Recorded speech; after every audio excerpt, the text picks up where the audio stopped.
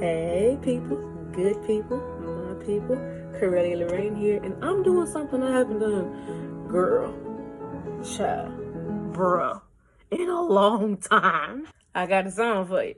One hit, here you go.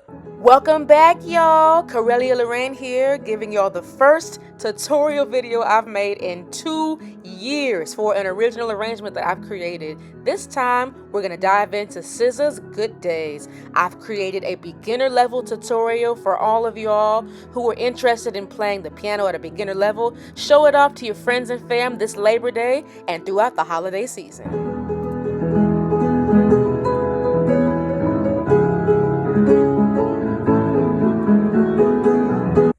Before we go, I just thought about something because I can't stop thinking about the lyrics of the song now. I genuinely don't remember how the chorus goes after always inside, good days always on my mind.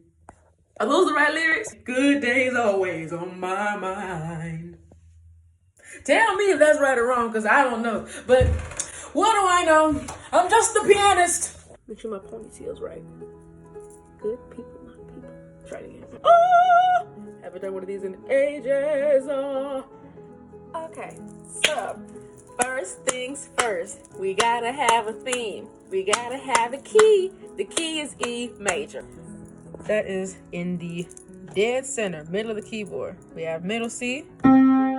Just go up 2 whole steps. And you're in E. Now let's begin. Of course, I don't have any sheet music to this, so the way that I improvised the intro was in E major, like I said, but I've expanded it to in what we call in music inversions. For all my visual learners out there, I'm attaching these 3 visual aids. This first clip is an E major root position chord, E, G sharp, and B. This is first inversion, G sharp, B, and E. And the third clip is B, E, and G sharp in second inversion position. So you take a chord, that's notes that are built on each other. In this case, we have E, E natural. We're going to use the black key, G sharp, and B natural to make an E major triad chord.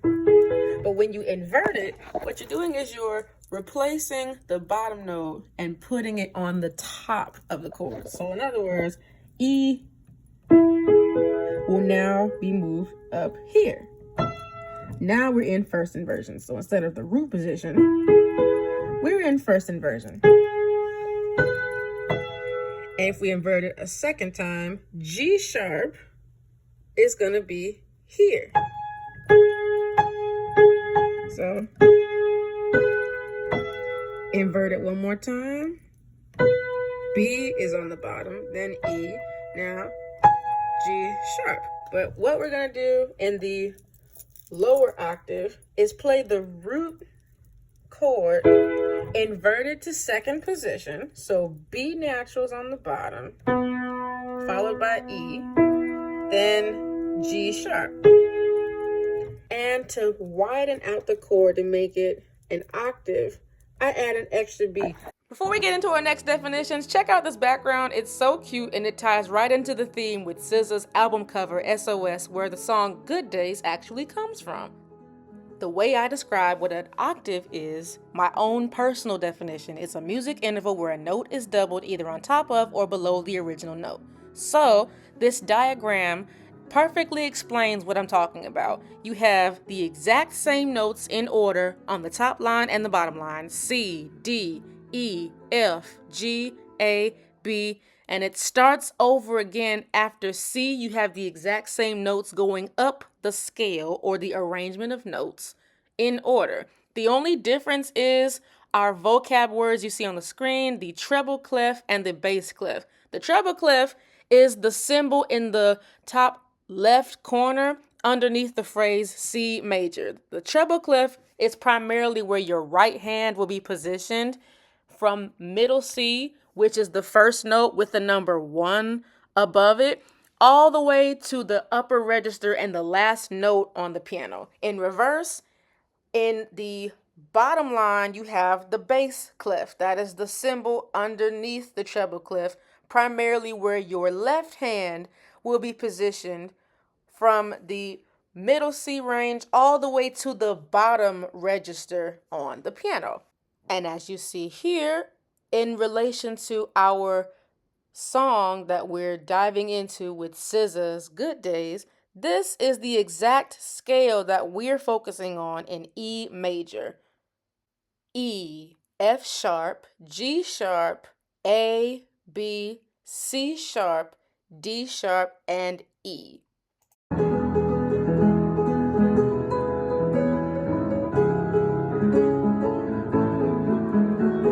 Okay, let's have some fun. I'm playing this melody blocked out on chords.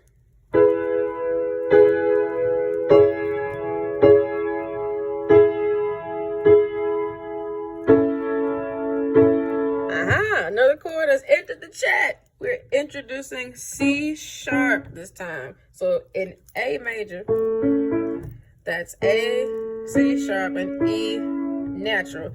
And all these notes are in the E major scale. E, F sharp, G sharp, A, B, C sharp, D sharp, and E, and then it just keeps going and keeps going and keeps going.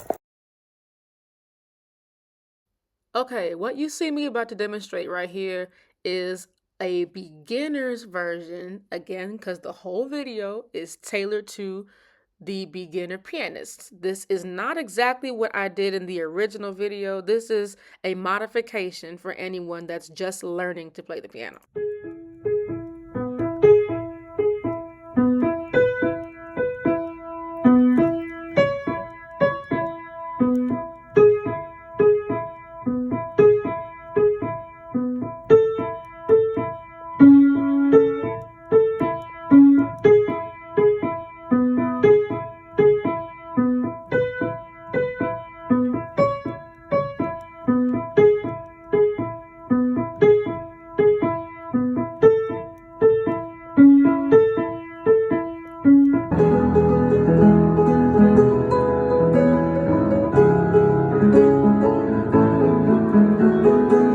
We're gonna speed it up just a little bit. So like 1, 2, ready, about this tempo. And 1, 2, ready, go.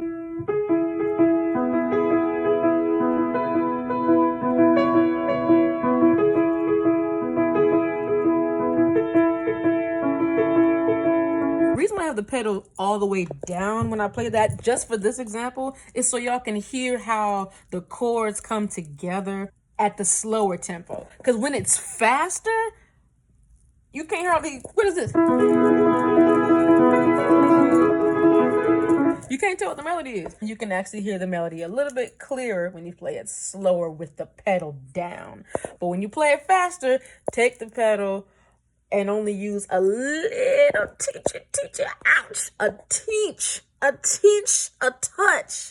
touch of the hem of his garment. Don't use that much. Use that much. I'm gonna come through the phone and we're not gonna forget about the left hand, because left hand gotta put in some work too now. We're gonna move it down, playing E. What I decided to do in my arrangement is create an ostinato, which is a repeated pattern, but in my left hand to sustain the notes so I don't have to use the pedal all the time.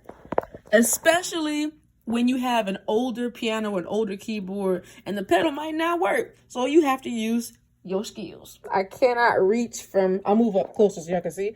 I can't reach from E to G sharp comfortably. So what I did to substitute that, I used the pedal briefly to sustain E. I'm gonna move back down here so you can hear the difference from E. And I get right off, because if without it, it sounds like this. See, I can't reach it. My hands are too short to box with God. E. Instead of G sharp, we're gonna play B. If you need to use a different finger to reach it, by all means, do what's comfortable for you. What works for me is using my second finger. Numerically speaking, the thumb finger is finger number 1, Index fingers number 2, middle fingers 3, ring fingers 4, and my pinky finger is 5. Now, if I switch it, my right hand, it's completely opposite. Thumb is 1, then 2, 3, 4, and 5. So we're gonna do that now. We'll do that 4 times just to get used to it. And again. And change the pedal while you're doing that. See my foot? Yeah. Well, this is what I did. Same E major. E, B, G sharp. We're gonna go down. I still held on to B natural when I did this, or you could use the pedal, it's up to you. And go down to C sharp and invert the chord. So this time, C sharp, E natural, and G sharp is gonna be C sharp, G sharp, and E natural.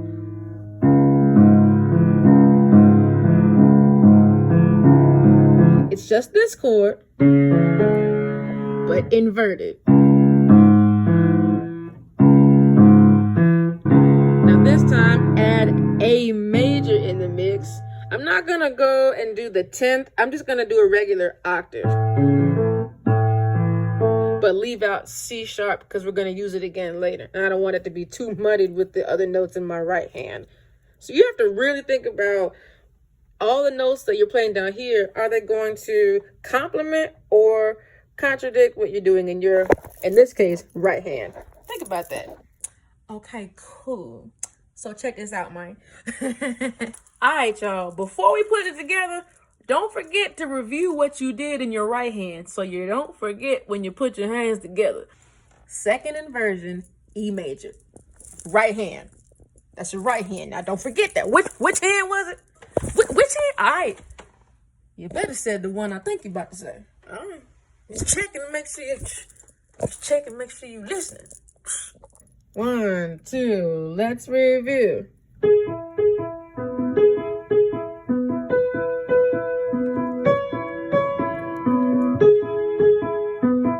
Now let's change it to A major. Now back to the beginning.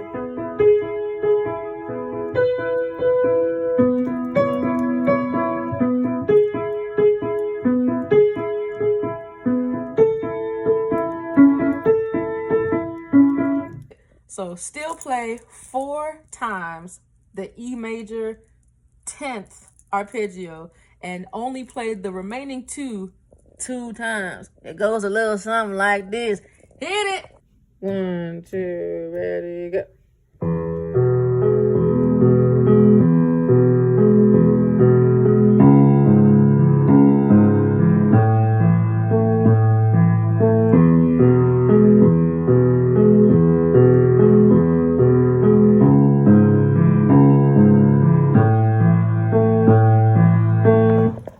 Like that. Well, don't mind me. I'm just moving my ponytail out the way so I can see all you fine people. Also get into this beautiful book of Billie Holiday songs that my godmommy sent me a few weeks ago as a gift. Thank you so much for this. I'm still not done sight reading all these songs yet because I just come out of production from The Wizard of Oz. So now I got a little bit more time to do some more music history and also get into this Harry Potter anthology. Prisoner of Azkaban. It's one of my favorite films of all time for any score, but that's neither here nor there because we got to get back to SZA. Okay, let's do it. 1, 2, slowly go.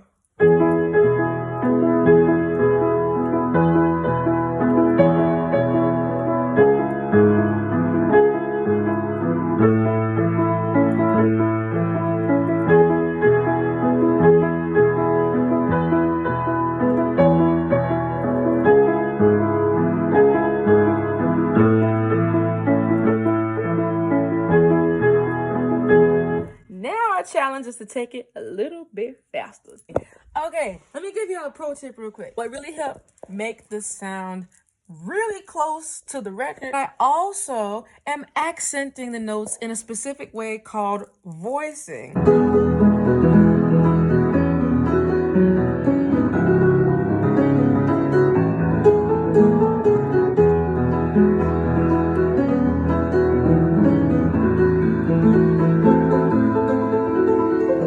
Because the melody is focused in a very close range for your right hand, you don't have to do any extra melodies or extra melismas or anything fancy, kind of like, yeah, like that. But right now we're focusing on the melody. Your primary notes for your right hand and the melody are gonna be right in this range: B, C sharp, E, F sharp, G sharp, A, B, and C sharp. Now we're gonna add in the actual melody that SZA is singing in the song.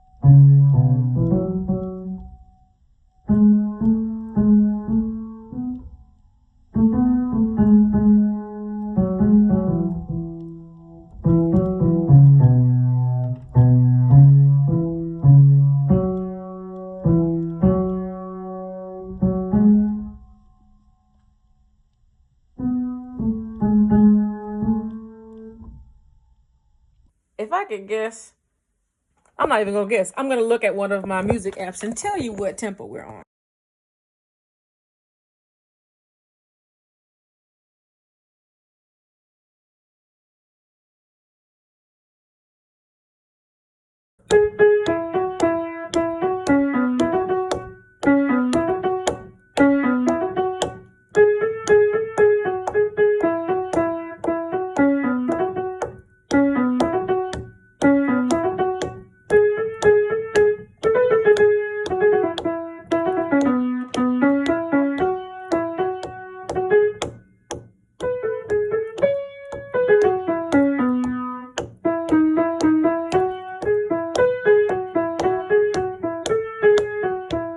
One, two, ready, go.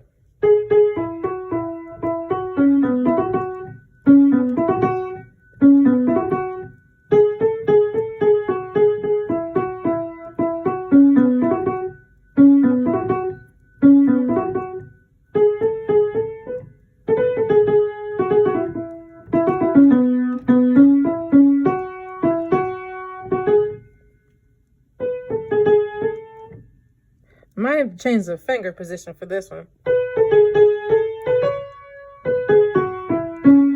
So as best as you can, I find that this position is most comfortable for me, because all four notes are right here. And then all I'd have to do going back down is just cross over my thumb and play 2 and 1.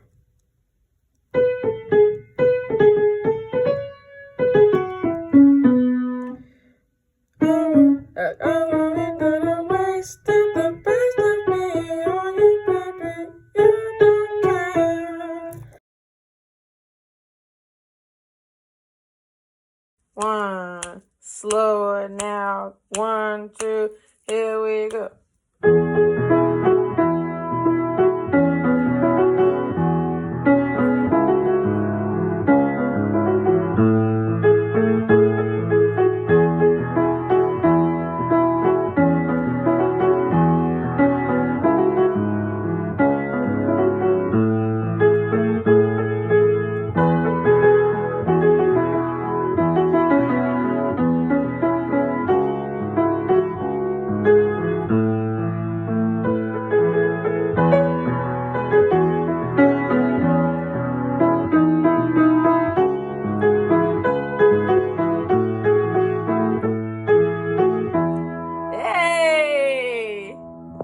Now the key is, can we speed that thing up?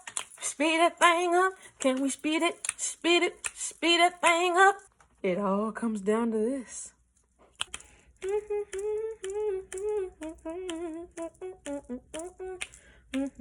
Yeah, that's about the tempo. As my necklace is tangling in my braids. What is it? The braids. All right, run the whole thing. Original speed. 121 beats per minute. That's our goal. That's our goal, man. We got this, man. Don't mind me. I just like to cut up from time to time. That's all. As best as you can. Don't break your concentration. Because I will know. At least I that's what I like to tell myself, because I'm the teacher and you in there watching me be the teacher. All right, let's do it. All right, 1, 2, 1, 2, ready, go.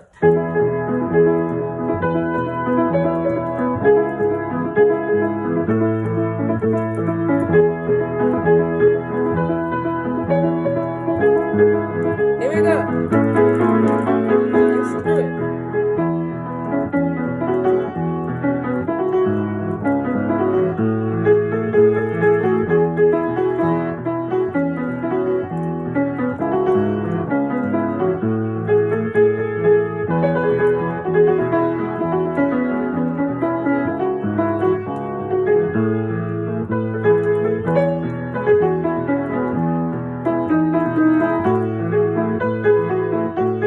Start from the beginning.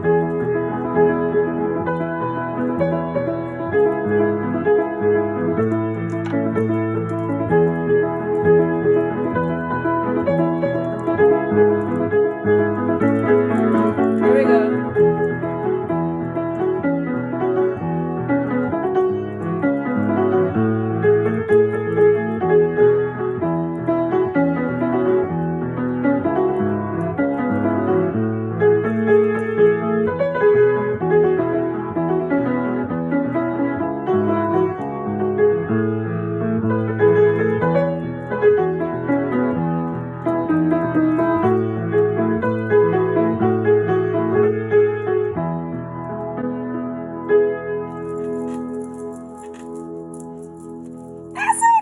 That's it.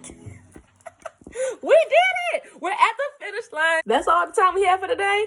Your homework is send this video to SZA and the team over at Top Dog and tell them, hey, our homework assignment is to let y'all know that CORELiA LORRaINE and SZA gonna perform this song live as an acoustic cover. And it's gonna happen. But what do I know? I'm just the pianist.